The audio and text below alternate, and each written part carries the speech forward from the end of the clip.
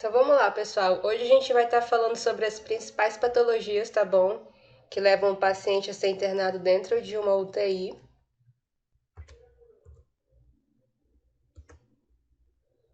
A UTI ela se destina, né, ao tratamento de doentes graves, críticos, que necessitam de cuidados complexos e o monitoramento contínuo, tá? Através dos aparatos tecnológicos, permite aos profissionais de saúde um maior controle das situações de risco, rapidez nas tomadas de decisões e agilidade nas ações diante das situações críticas. Hoje abordaremos as principais patologias, né, como eu falei, e a gente começa com as patologias cardiovasculares, pessoal. Vou apresentar para vocês aqui, em cada um desses tópicos eu vou estar apresentando para vocês só as principais, tá bom? Mas existem outras doenças que podem estar levando o paciente para internação na UTI, tá bom? Então, a principal causa aí de internação de doença cardiovascular é o infarto agudo do miocárdio, tá bom? Infarto agudo, também conhecido como infarto ou ataque cardíaco, vai corresponder à interrupção da passagem do sangue, né, para o coração, que vai provocar a morte das células cardíacas. E ele causa sintomas como dor no peito, que pode irradiar para o braço, né? A gente sabe aí que acontece do lado esquerdo. A principal causa do infarto é o acúmulo de gordura no interior dos vasos, sendo muitas vezes decorrente de hábitos não saudáveis, com dieta rica em gordura e colesterol e pobre em frutas e vegetais, além do sedentarismo e fatores genéticos, tá? O infarto aí também está ligado aos fatores genéticos.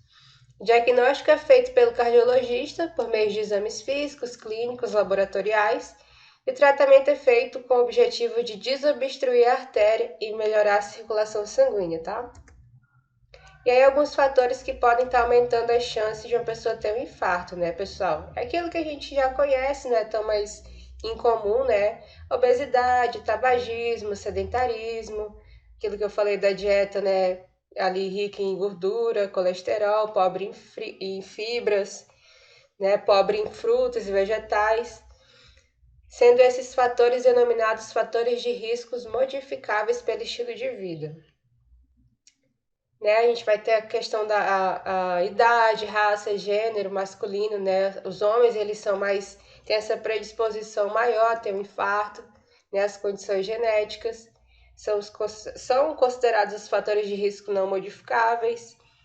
A gente tem a dislipidemia, né? Que é o aumento aí dos triglicerídeos e do colesterol.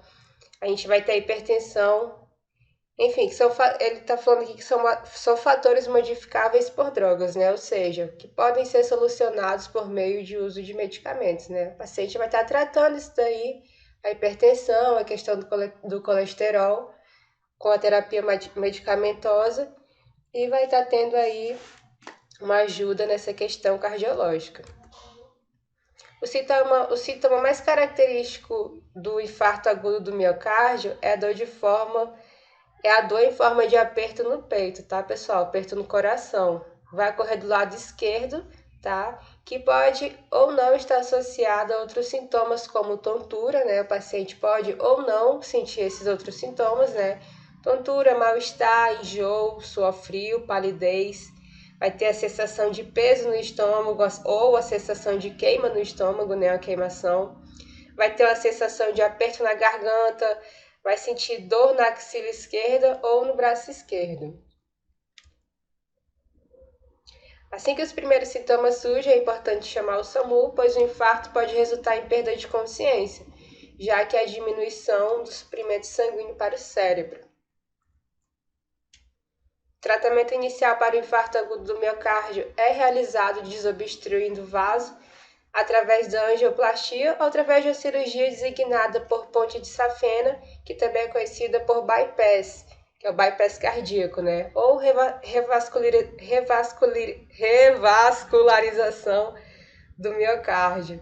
Além disso, o paciente necessita tomar medicamentos, né, que diminuem a formação de placas ou tornem o sangue mais fino, a fim de facilitar a sua passagem pelo vaso, como AS, né, o ácido acetil salicílico. Isso daqui são outras patologias cardiológicas, né? como o choque cardiogênico, as arritmias, que vão requerer monitorização contínua e intervenção, insuficiência cardíaca congestiva, a gente vai encontrar isso dentro também lá da UTI, pacientes internados com esse quadro. A gente vai ter as emergências hipertensivas, né? Os pacientes hipertensivos podem ter aquele pico na pressão sanguínea, e aí, dependendo da alteração na PA dele, né, ele vai ser internado na UTI. Aí vai ter também os pacientes na pós-reanimação da parada cardiorrespiratória, né? Geralmente são pacientes que vão apresentar algumas sequelas, então eles já são internados na UTI. A gente vai encontrar também pacientes com tamponamento cardíaco e aneurisma dessecante da aorta. Esses são alguns casos que a gente vai estar vendo dentro da UTI, mas o principal mesmo são as pessoas com infarto agudo do miocárdio, né? É uma doença que vai estar, um ataque que vai estar atingindo principalmente aí os homens. Que a gente tem também algumas outras patologias, tá, pessoal? Que é o bloqueio cardíaco completo, ou situações de bloqueio associados a distúrbios hemodinâmicos. E a gente vai ter o edema agudo de pulmão, a angiina instável, pós-parada cardiorrespiratória, né? Que já só repetir aqui. E aí a gente entra na parte das patologias pneumológicas, tá bom? As patologias que vão atingir o sistema respiratório. E aqui a gente começa com a insuficiência respiratória. Tem aqui alguma dúvida? Vocês querem me perguntar alguma coisa?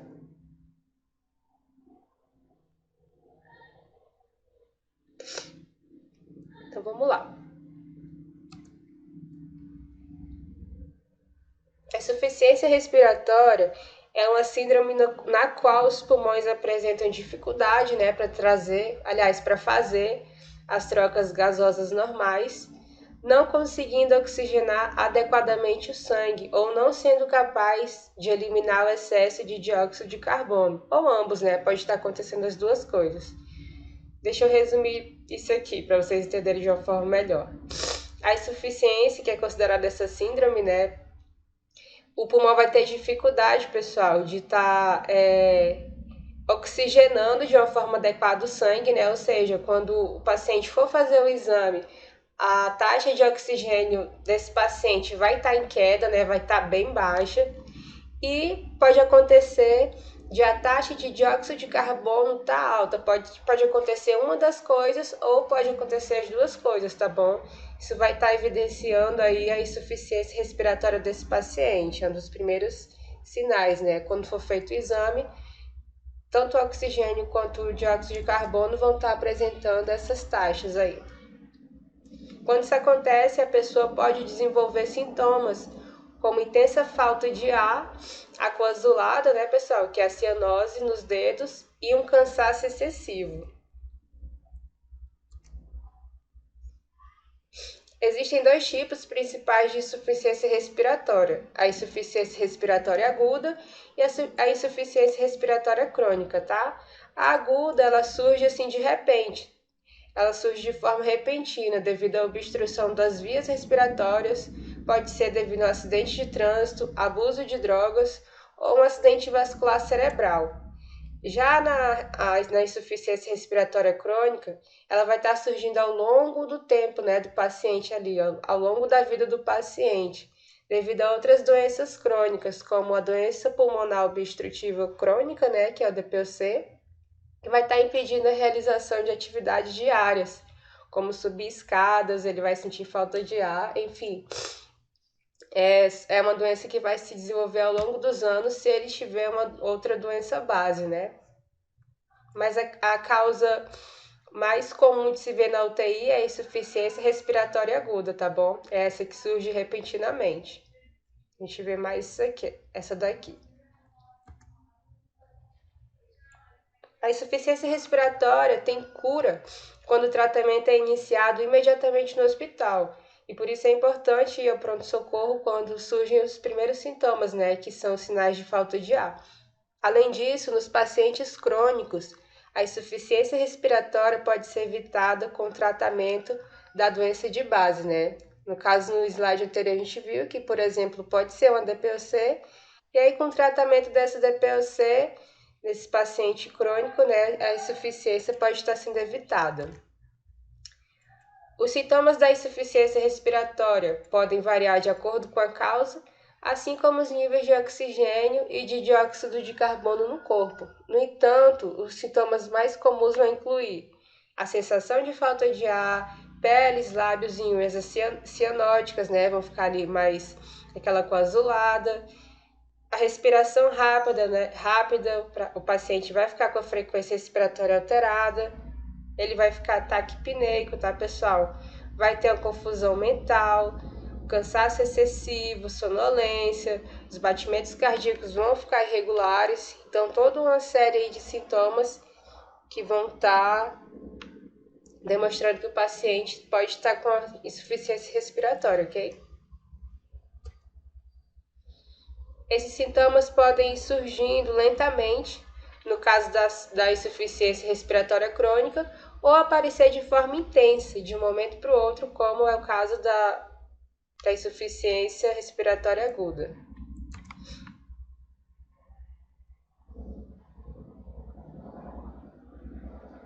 Qualquer doença ou condição que afete direta ou indiretamente o pulmão pode causar insuficiência respiratória. Assim, algumas causas mais comuns incluem a distrofia muscular, outras alterações que afetem os nervos dos músculos respiratórios, o uso de drogas, tá, pessoal? Vai estar aí auxiliando para que essa doença apareça.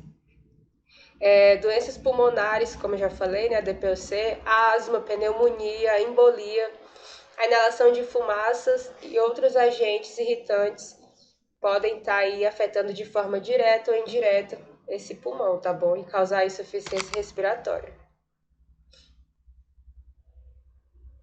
Aqui eu não tá especificando, tá? Mas a COVID também entra nesse caso, tá bom, pessoal? Porque aqui ele tá falando que é qualquer doença ou condição que afeta direta ou indiretamente o pulmão, né? E a gente sabe que o coronavírus, ele vai estar afetando o sistema respiratório, então ele se encaixa nisso também. Não tá escrito aqui, mas a gente já tá sabendo, né, disso.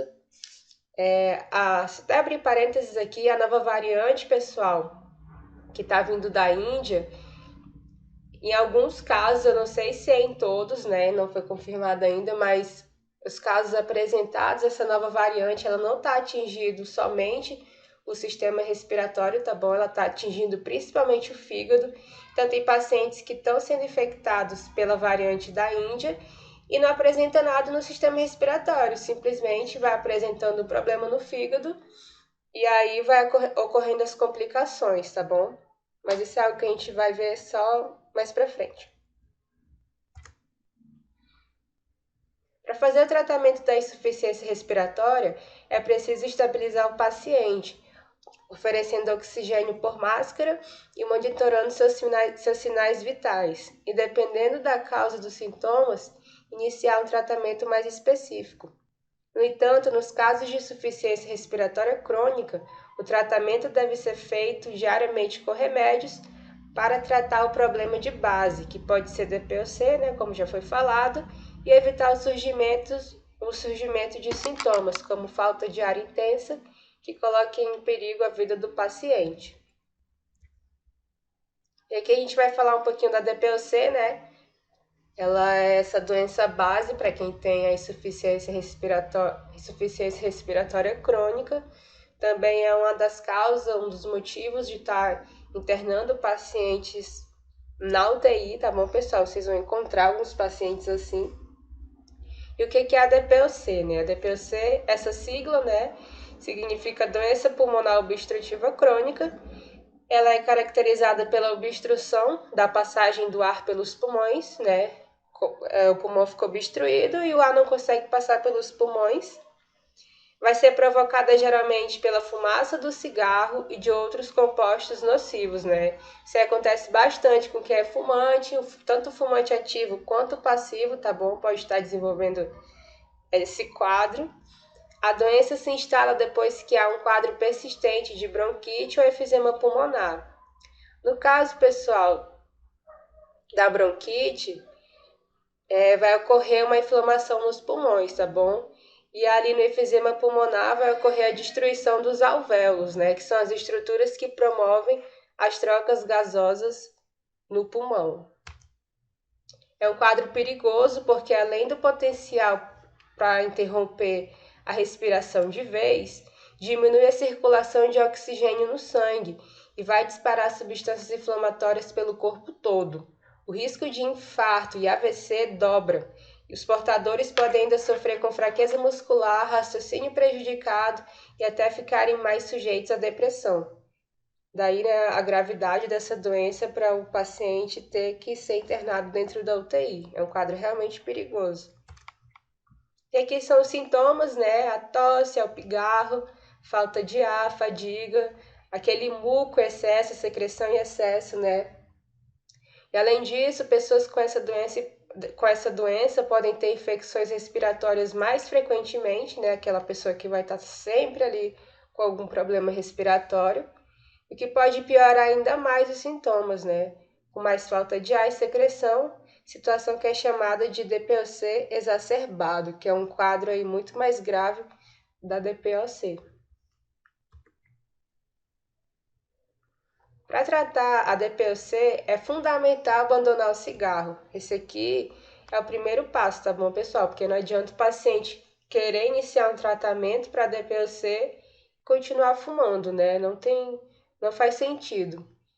Caso contrário, a inflamação e os sintomas continuarão piorando, né? Uma situação que só piora se o paciente não fizer isso, mesmo com o uso dos remédios. O medicamento utilizado é principalmente a bombinha inalatória, né? Aquela que as pessoas que têm asma vão estar utilizando. Vai ser prescrita pelo pneumologista. Ela contém princípios ativos que abrem as vias respiratórias para permitir essa passagem de ar e diminuir os sintomas, né? E aí entra essa parte dos broncodilatadores, anticolinérgicos, beta-agonistas, corticoides. A gente não precisa aprofundar nisso daqui não, tá bom? Mais aí para conhecimento. Pode-se também ter alguns cuidados, como ficar em posição confortável quando deitado, né? O paciente está lá internado, ele vai estar deitado, isso vai estar ajudando bastante, né? Vai facilitar a respiração dele. E aí a gente vai estar ajudando ele nisso, né? Deixando a cama inclinada, ajustando ali o ângulo da cama, né? 90 graus. E se houver dificuldade de respirar, a gente vai colocar ele nessa posição mais de 90 graus mesmo, tá bom? Que é essa posição quase sentado. Além disso, é importante fazer atividades dentro do limite para que a falta de ar não fique muito intensa, né? Isso é o paciente que já está em casa. E a dieta deve ser feita com auxílio do nutricionista para que sejam repostos todos os nutrientes necessários para dar energia. Aqui a gente vai falar um pouquinho da embolia pulmonar. Ainda nessa questão das doenças, das patologias respiratórias, né? E a embolia pulmonar é uma condição grave, acredito que a maioria que conhece, ou se não todos, né? Já ouviram falar da embolia pulmonar, também conhecida como trombose pulmonar, pessoal. Ela surge quando um coágulo entope um dos vasos que leva sangue para o pulmão, fazendo com que o oxigênio não consiga chegar, tá, nos tecidos da parte afetada do pulmão e resultando em falta de ar repentina, uma tosse intensa ou dor no peito, principalmente ao respirar, tá bom?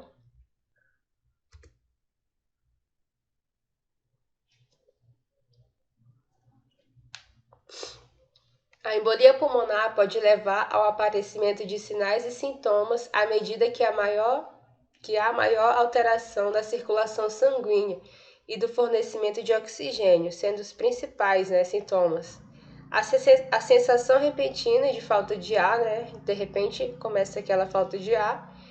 O paciente vai estar sentindo dor no peito, que piora ao respirar fundo, né? Tossir ou comer. Vai ter uma tosse constante, que pode conter sangue. Ele vai ter um inchaço nas pernas, tá bom, pessoal? Esse edema nas pernas ou dor ao movimentar as pernas.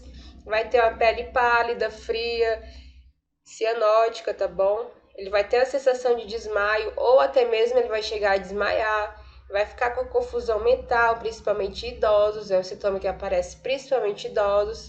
O paciente vai ter um ataque cardíaco e tonturas que não melhoram, tá bom? Esses são os principais aí, sinais e sintomas que vão estar acometendo o paciente com embolia pulmonar.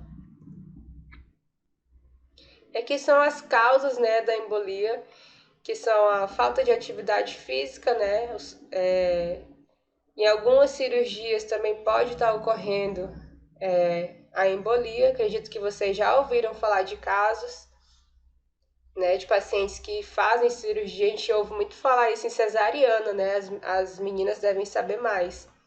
Cesariana é a mulher, quando tá ali no pós-operatório, vai tomar um banho ou fazer qualquer outra coisa, cai ali já sem vida devido à embolia. Então, às vezes, isso pode estar acontecendo, tá bom? Depois de cirurgias, ali no pós-operatório, o paciente tem uma embolia. Outra causa, né, é a trombose venosa profunda. Em viagens, tá bom, pessoal, de avião, principalmente porque o paciente está parado ali na mesma posição, né, tá sentado, fica sentado durante horas.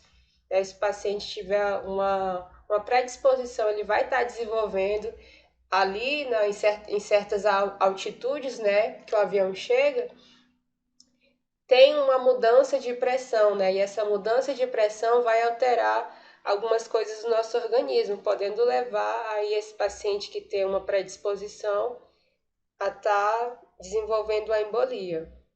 E fraturas, tá, pessoal? Tem gente que sofre uma fratura óssea e acaba também desenvolvendo a embolia. Professora, repete de novo o coisa da embolia pulmonar, esqueci o nome agora. O conceito, Isso, conceito. lá no começo, Entupimento. né? Oi? É o entupimento. Peraí, ó. Essa parte aqui, a embolia pulmonar, a condição grave,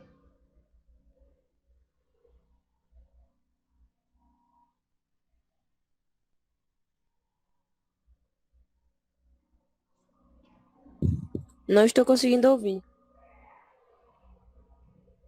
tá ouvindo agora? Agora sim. Então vamos lá. A embolia é uma condição grave, também conhecida como trombose pulmonar, que surge quando um coágulo entope um dos vasos que leva sangue para o pulmão. O que acontece, pessoal? Esse coágulo ele vai impedir com que o sangue chegue até o pulmão. É a mesma coisa que acontece no infarto agudo do miocárdio, né? Tem ali um entupimento da artéria, da veia, e o sangue que era para estar passando ali de forma livre não vai conseguir chegar no lugar de destino, né? Aqui, como é uma embolia pulmonar, então o destino do sangue é o pulmão, mas aí esse sangue vai ser bloqueado e não vai estar conseguindo chegar ao pulmão. É aí que acontece a embolia pulmonar. Ela é caracterizada por um coágulo, tá bom? Quem vai estar entupindo esse vaso é um coágulo. Deu para entender um pouco mais? Certo, obrigada. De nada. Tá, só terminar aqui. Aí isso vai fazer com que o oxigênio não consiga chegar, né, ao pulmão, porque o nosso sangue ele é carregado de oxigênio e sem a oxigenação, pessoal, vai faltar o ar, né, e o paciente vai começar ali a ter todos os sinais e sintomas que a gente acabou de ver, que são esses aqui. Então vamos lá. Parei aqui em fratura, né? Pode estar sendo também uma das causas da embolia. E aqui a nossa tão falada Covid-19, né? A infecção por Covid-19, isso aqui é um estudo, né? E ele diz que parece aumentar o risco de formação de coágulos. Isso aqui a mídia tem falado bastante, então eu creio que vocês estão por dentro, né? Isso aí pode estar levando, né, uma embolia pulmonar. Isso parece acontecer principalmente nos casos mais graves, pessoal, devido à intensa inflamação provocada pelo vírus no corpo. O vírus do corona ele provoca nessa inflamação, deixa o corpo bastante inflamado, que além de prejudicar a circulação do sangue nos vasos do pulmão, também vai estimular a produção de substâncias responsáveis pela coagulação. Então, o corpo inflama, aí o próprio corpo entende que ele tem que liberar substâncias para estar coagulando o sangue, né? E aí isso acaba virando uma bomba relógio. Então, o paciente é infectado por Covid-19 e às vezes acaba nem falecendo de Covid-19, né? Vem a falecer aí das complicações da doença, que é o que a gente mais vê. Então, a embolia também entra aqui nesses casos, né, de complicações do Covid-19.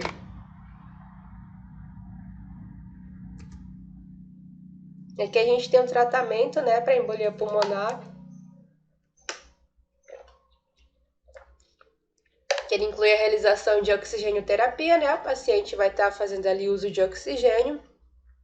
Esse oxigênio é fornecido à pessoa através de uma máscara, além da administração de medicamentos diretamente na veia para dissolver o coágulo, que está impedindo essa passagem de sangue, tá bom? Então, não é aquela coisa assim de o paciente apresentou embolia, a gente vai perder ele agora porque não tem mais jeito. Não, tem jeito. A gente vai estar fazendo essa oxigênio-terapia e o médico vai estar ali aplicando medicamentos diretamente na veia para dissolver aquele coágulo que está impedindo a passagem de sangue, né? Tem aqui também o uso de analgésico para estar aliviando as dores. O paciente com embolia ele vai sentir as dores, principalmente, vai sentir dores, na verdade, principalmente na região ali onde está o coágulo. E geralmente o tratamento para embolia pulmonar requer internamento, né? É aí que ele entra na UTI, pode durar semanas ou até mesmo meses. A cirurgia para retirada do trombo, caso não haja, né, essa dissolução, caso o trombo, o coágulo não dissolva, vai ocorrer a cirurgia, né? E ela vai estar sendo indicada nesses casos mais graves ou quando a obstrução da passagem de sangue acontece devido a um objeto estranho ou um fragmento de osso, por exemplo, né? Que é o caso da fratura.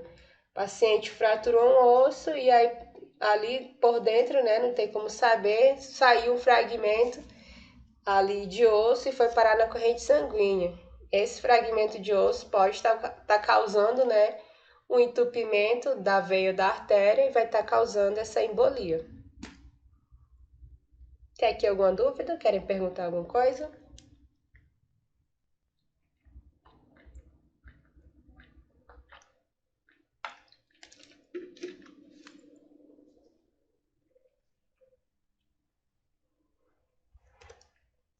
E aqui a gente entra na parte das patologias neurológicas, né? Também uma das principais causas de internação na UTI. Essa aqui é a principal causa de internação na UTI, nessa questão neurológica, que é o AVC, o acidente vascular cerebral. O acidente vascular cerebral, pessoal, também é conhecido como derrame cerebral. Ele é a interrupção do fluxo de sangue. Mesma coisa, né? Embolia, o infarto agudo do miocárdio são sempre interrupções do fluxo de sangue para essas determinadas regiões, né? Aqui, como é AVC, é o cérebro, mas se fosse pulmão seria embolia e se fosse o coração seria o infarto agudo do miocárdio. Então, toda vez que tiver essa interrupção aí, vocês podem estar lembrando dessas três doenças, essas três patologias. E isso pode ter diversos motivos, como acúmulo de placas de gordura ou formação de um coágulo, que dão origem ao AVC isquêmico ou sangramento por hipertensão, né? O paciente aí que é hipertenso, né? Ele pode ter esse quadro, uma ruptura de aneurisma, dando origem ao AVC hemorrágico. E aqui tem a diferença, né, entre AVC hemorrágico e AVC isquêmico. Muita gente não sabe, às vezes muita gente confunde também. Então a gente vai ver agora a diferença entre os dois. É algo bem simples, tá? Não precisa se preocupar. O AVC hemorrágico, ele é sempre o mais grave, tá, pessoal? Ele é mais agressivo e se dá quando o vaso sanguíneo ou a artéria se rompe. Então, toda vez que vocês lembrarem de AVC hemorrágico, lembrem-se de um vaso sanguíneo ou artéria que se rompe. Se esse vaso se rompe, obviamente vai acontecer ali a hemorragia, por isso o nome AVC hemorrágico, né? Vai causar esse extravasamento de sangue. E aí o que acontece? Esse extravasamento de sangue, esse sangue que está ali como hemorragia, ele vai degenerar o tecido nervoso, tá, pessoal? e aí ele vai levar a danos irreversíveis nos casos menos graves e até a morte nos casos mais graves, né? Então, o dano mínimo que um AVC hemorrágico pode causar são os danos irreversíveis no paciente, tá bom? Geralmente aí o paciente que tem AVC hemorrágico é bem difícil ele escapar com vida. Acontece, mas são casos bem difíceis, tá bom? E aqui a gente tem o AVC isquêmico, que ele é o mais comum.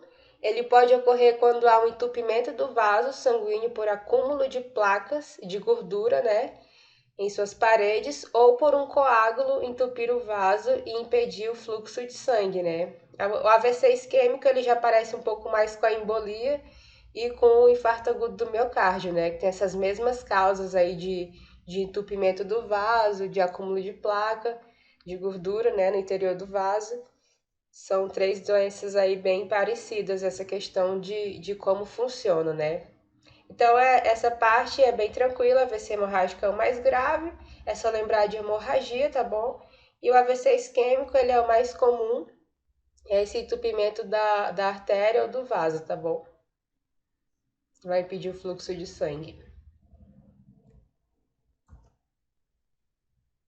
Essas aqui são as causas do AVC, tá, pessoal? Na verdade, está tudo interligado, né?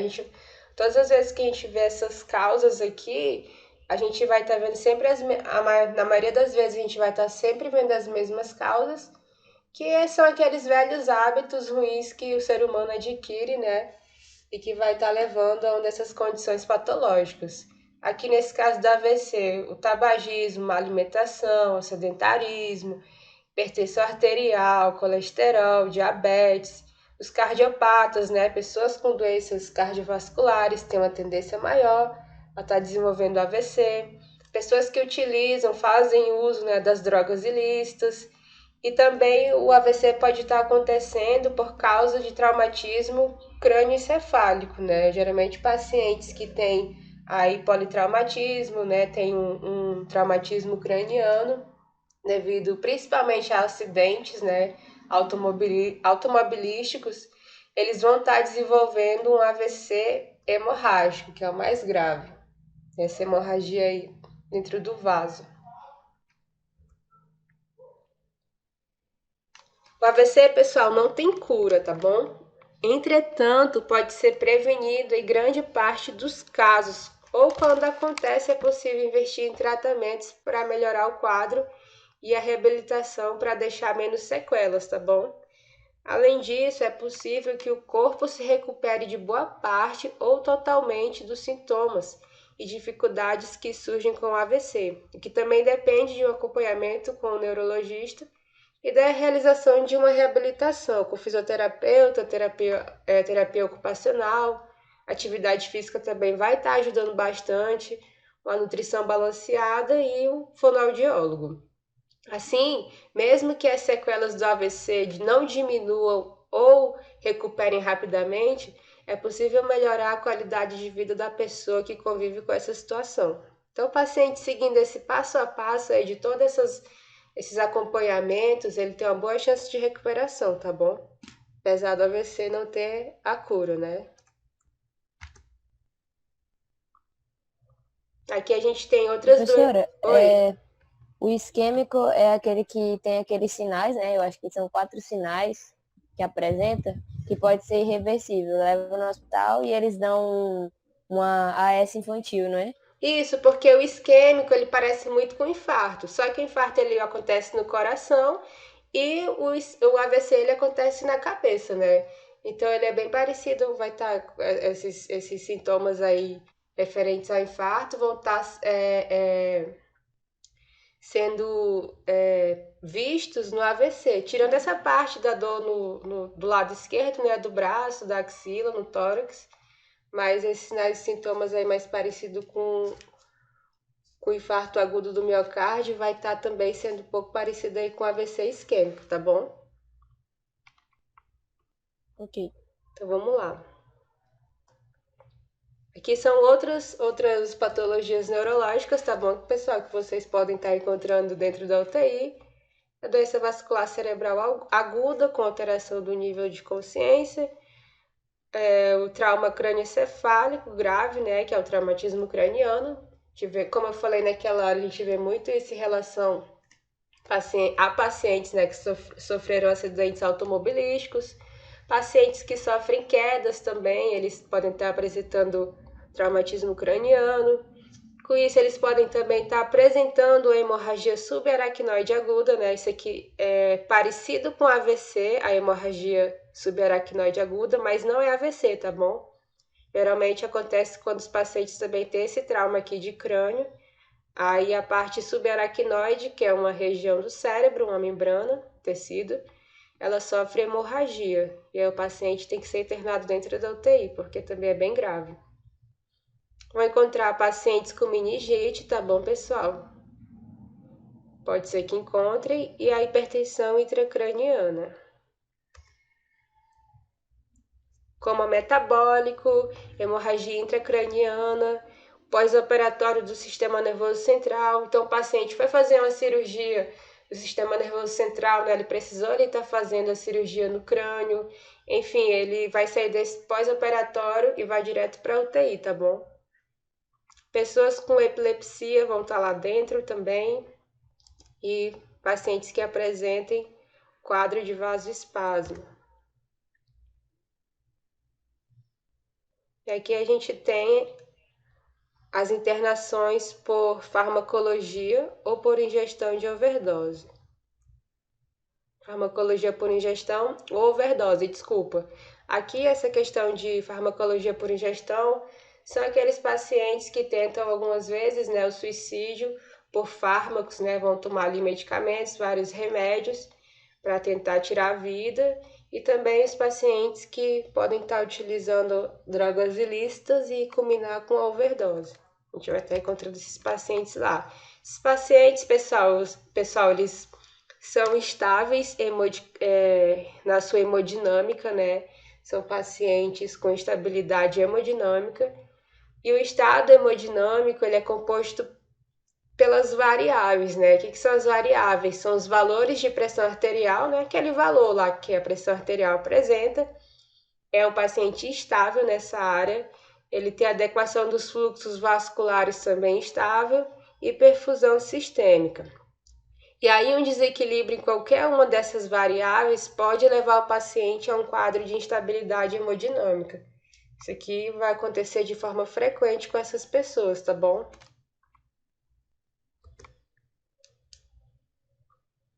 Aqui a gente tem um coma, né, com estabilidade respiratória ou não, convulsão de difícil controle. Isso aqui são é como se fosse a evolução do caso, né, que esse paciente ele vai entrar ali, ele pode apresentar esse coma, né, com estabilidade respiratória ou não, ele vai estar evoluindo para esse coma, ele pode evoluir para convulsão de difícil controle, tá, pessoal? E aí o médico vai estar administrando alguns fármacos, alguns medicamentos para esse paciente diminuir essa convulsão. Pode ter uma convulsão subsequente à ingestão de drogas, né? Geralmente aí os pacientes que sofrem overdose. E vão apresentar essa alteração do nível de consciência. Tem aqui alguma dúvida?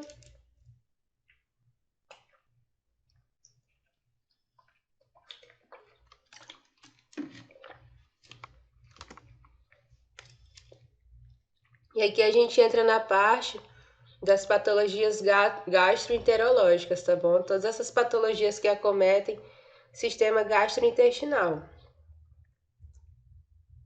E aqui a gente começa com a pancreatite, tá, pessoal? Que é uma inflamação grave do pâncreas, que acontece quando as enzimas digestivas produzidas pelo próprio órgão são liberadas em seu interior, promovendo a sua destruição progressiva e levando ao aparecimento de sinais e sintomas como dor abdominal forte, enjoos, náuseas, vômitos, febre e hipotensão, né? O que acontece aqui? O próprio pâncreas começa a liberar as enzimas que ele produz nele mesmo. E aí ele começa a se digerir, ele começa a se destruir, pessoal. Essa é a pancreatite grave. E aí o paciente vai começar a apresentar esses sintomas aqui, como forma de o corpo dizer que tem algo de errado, tá bom? Mas a pancreatite é basicamente isso. É o próprio pâncreas se destruindo. Aí ela vai ser dividida em duas, né? A pancreatite aguda e a crônica.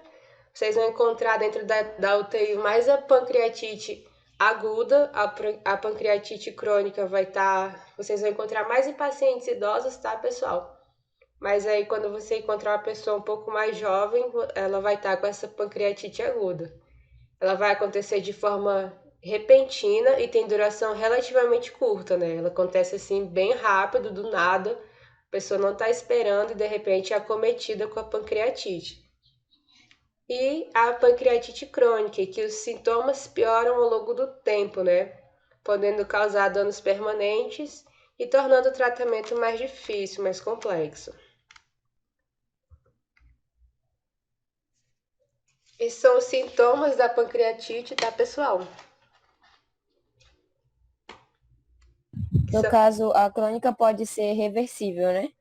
Isso, porque a crônica, o paciente é diagnosticado, só que ela leva um bom tempo, né, para piorar. Então, o paciente sabe que ele tem, né, a pancreatite, mas aí acontece alguma coisa que ele vai só deixando para depois o tratamento, enfim. Algo acontece para que isso só se piore ao longo do tempo. Mas descobrindo, né, e tratando, ela pode ser aí, bem mais fácil de tratar e não vai causar tantos danos. E esse aqui são os sintomas, né? O paciente vai apresentar dor na parte superior do abdômen, podendo irradiar para as costas, que piora com o passar do tempo, né? E após as refeições. Sempre que o paciente comer, depois que ele terminar a refeição, ele vai apresentar essa dor, tá, pessoal? Vai sentir bastante dor aí no abdômen, irradiando para as costas. Ele vai ter o edema, né? O inchaço, sensibilidade na barriga, aquela pessoa que está sempre com aquele inchaço, o edema ali na barriga, tá bem mais sensível. Vai ter o aumento dos batimentos cardíacos. As fezes vão apresentar uma coloração diferente, né? No caso, mais amareladas ou brancas e com sinais de gordura. Isso aqui é muito importante, né? A pessoa tá atenta, não é algo tão divulgado, né? Se a mídia não divulga nada sobre pancreatite, mas se as pessoas que não sabem o que é, soubesse desse sintoma aqui, faria toda a diferença, ó. Fezes amareladas ou brancas e com sinais de gordura. É o principal sinal de que o paciente pode estar apresentando pancreatite, tá? Mas infelizmente nem todo mundo sabe isso devido essa falta aí do conhecimento. O paciente vai estar apresentando uma perda de peso, tá? Aquele paciente que vai começar a emagrecer do nada. E a desnutrição, já que a digestão não é completa e os nutrientes não conseguem ser absorvidos pelo intestino. E isso aqui são as causas da pancreatite, tá, pessoal? Consumo excessivo de bebida alcoólica, é o excesso, tá bom? Não é que é proibido, mas o excesso aí vai estar podendo causar pancreatite. As pedras na vesícula, né, pessoal? Ali os cálculos renais vão estar sendo causa também. Fibroses císticas, doenças autoimunes, elevados níveis de cálcio no sangue, né? Tem gente que tem por algum motivo, essa elevação de nível de cálcio no sangue, e aí pode estar desenvolvendo cálculo renal, pedra na vesícula e vai estar também causando a pancreatite, né? Câncer no pâncreas, como ela pode estar acontecendo como consequência do uso de algum medicamento, né? Pacientes que utilizam medicamentos por muito tempo podem estar desenvolvendo a pancreatite. Infecções virais como cachumba ou sarampo podem estar causando também, tá bom, pessoal? Pancreatite. Professor, pode também ocasionar o aumento da bilirrubina na pancreatite, Pode, e aí causando a icterícia, né? isso, e também as fezes amareladas. Um ótimo ponto que tu colocou aqui. O aumento da bilirrubina vai causar essa icterícia, né? O paciente vai ficar com essa coloração da pele, da mucosa do olho um pouco mais amarelada e com as fezes amareladas. Exatamente. Muito obrigada pelo lembrete. Além disso, pessoas com histórico familiar de pancreatite também têm maiores chances, tá, pessoal, de ter esse problema, porque ele também pode ser genético. Então, se você tem alguém na sua família aí que tem, já fica mais esperto em relação a isso. O tratamento é feito no hospital e varia de acordo com os sintomas apresentados pela pessoa e a gravidade da doença, né? Cada pessoa vai estar apresentando aí o sintoma e a gravidade, podendo ser indicado o uso de medicamentos para aliviar a dor, né? O paciente vai estar sentindo bastante dor aí na região do abdômen, nas costas. O médico vai estar passando esse medicamento para alívio da dor, antibióticos e, em alguns casos, o antibiótico vai ser passado em alguns casos para diminuir o risco de infecções secundárias, tá bom? Além disso, no caso da pancreatite aguda, é indicado que a pessoa não coma até a crise passar, pois assim é possível evitar a inflamação do pâncreas e promover a sua recuperação. No caso da pancreatite crônica, a alimentação através de sonda pode ser necessária durante algumas semanas, e o médico pode recomendar o uso de remédios com enzimas digestivas que ajudam a digerir os alimentos e permitir que eles sejam absorvidos pelo intestino. Por que é indicado, né, a pessoa não comer? Porque toda vez que ela come, ela vai sentir dor, né? Aqui no caso da aguda. Então ela vai estar realizando esse tratamento, não que ela vai ficar sem comer, tá, pessoal? Não é isso. As crises ali, elas têm uma duração, têm uma durabilidade, e aí o médico vai estar tratando isso, no caso da pancreatite aguda. Já no caso da crônica, como o paciente já vai estar internado, né, aí já vai ser necessária a sonda, então ele vai estar se alimentando pela sonda.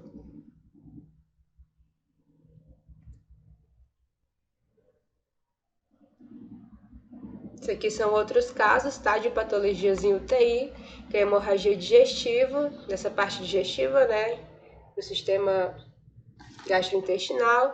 A gente vai estar vendo hemorragia digestiva persistente com sinais de choque. O paciente vai começar a apresentar sinais de choque nessa hemorragia. Insuficiência hepática fulminante, né? Aí uma insuficiência do fígado, uma insuficiência bem complicada, bem difícil. A gastroenterite com choque, perfuração esofágica e úlceras gastroduodenais complicadas perfuradas. Então são situações bem complicadas aí do trato gastrointestinal, né? Para que o paciente vai estar apresentando para que ele seja internado dentro da UTI, tá bom? Aqui a gente tem as patologias endocrinológicas e metabólicas, né? O sistema endocrinológico é aquele sistema de glândulas que a gente possui no corpo que são responsáveis pela liberação dos hormônios no nosso organismo, tá, pessoal? E aí existem algumas patologias que vão estar atingindo esse sistema endocrinológico e metabólico, e o paciente vai estar se internando na UTI por causa disso, tá bom? Como, por exemplo, a cetoacidose diabética, né? A acidose grave, são doenças geralmente que vão afetar os diabéticos, né? Os distúrbios hidroeletrolíticos, crise de tireoide, que é a crise tireotóxica, estado hiperosmolar, enfim, são coisas. Essas patologias aqui, não é que vocês não vão ver, mas vão ser menos comum do que as anteriores, né? Que a gente estava falando agora há pouco. Mas pode ser que vocês vejam algum caso e outro. Aqui existem outros problemas endócrinos, como a crise adrenal, né, da glândula adrenal, pode estar causando uma instabilidade hemodinâmica, o paciente aí com acúmulo de cálcio, de fósforo no sistema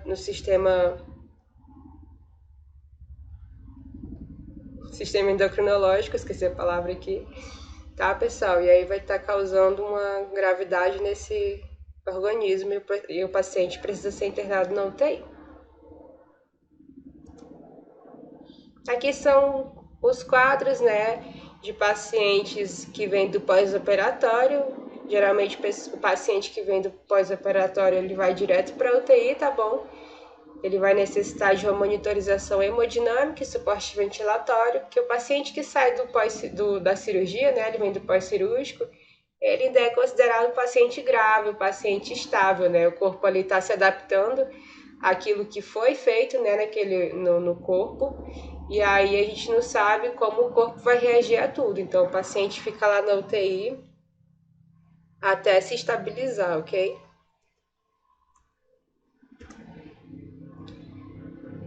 Vocês vão encontrar bastante pessoas também com insuficiência renal, tá bom? Mas aí agora, como tem clínica do rim, tem alguns outros departamentos, né, que específicos só para tratar dos rins, a maioria dos pacientes são, né, distribuídos para esses lugares. Mas entre um e outro vocês vão acabar encontrando na UTI um paciente com insuficiência renal, tá bom? Às vezes não tem vaga e o paciente fica lá. Então, o que é insuficiência renal, pessoal? É a incapacidade dos rins de filtrar o sangue com o objetivo de eliminar substâncias que podem ser tóxicas para o organismo quando estão em grandes concentrações no sangue, como a ureia e a creatinina. A alteração no funcionamento dos rins pode acontecer devido à desidratação, sepse ou lesão nos rins devido à presença de pedras nesses órgãos, né, os cálculos renais. De uma forma geral, a insuficiência renal pode ser classificada em duas, de acordo com a velocidade com que há perda no funcionamento do órgão e o início dos sintomas.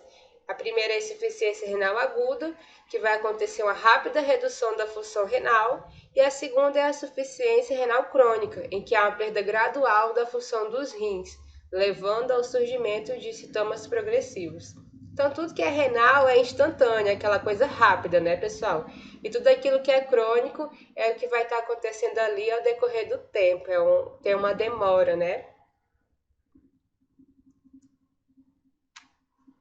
Geralmente a insuficiência renal aguda tem cura, porém a insuficiência renal crônica nem sempre tem cura e o tratamento normalmente é feito por meio de hemodiálise ou transplante de rim para melhorar a qualidade de vida do paciente e promover o bem-estar.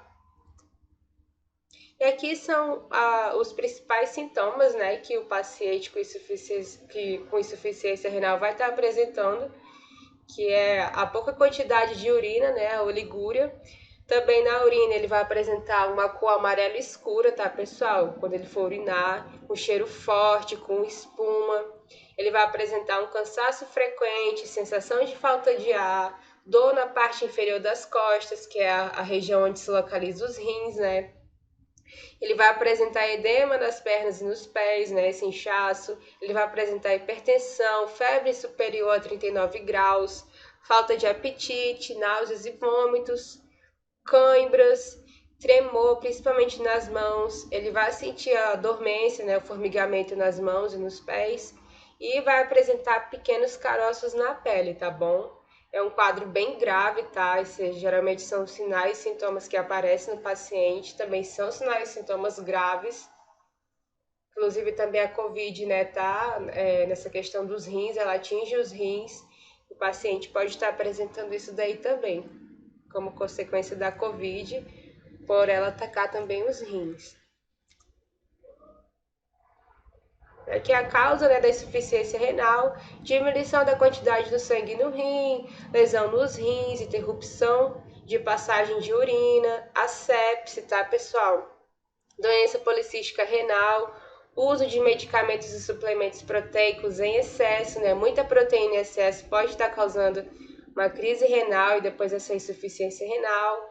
E a síndrome hemolítica urêmica, que tem a ver com as quantidades de ureia no organismo. As pessoas que possuem maiores chances de desenvolver insuficiência renal são aquelas que são diabéticas ou hipertensas e que não seguem o tratamento, adequado indicado pelo médico. Além disso, antecedentes familiares de problemas renais ou pessoas que passaram por algum transplante antes ou possuem mais de 60 anos de idade, também tem mais chance de desenvolver essa doença, né? Tratamento para insuficiência renal deve ser orientado pelo nefrologista e pelo nutricionista, podendo ser feito em casa ou no hospital, dependendo da gravidade da doença. Na maioria das vezes, o tratamento é feito com o uso de remédios, antipertensivos e diuréticos, pois assim é possível favorecer a eliminação de substâncias tóxicas que possam estar acumuladas no organismo.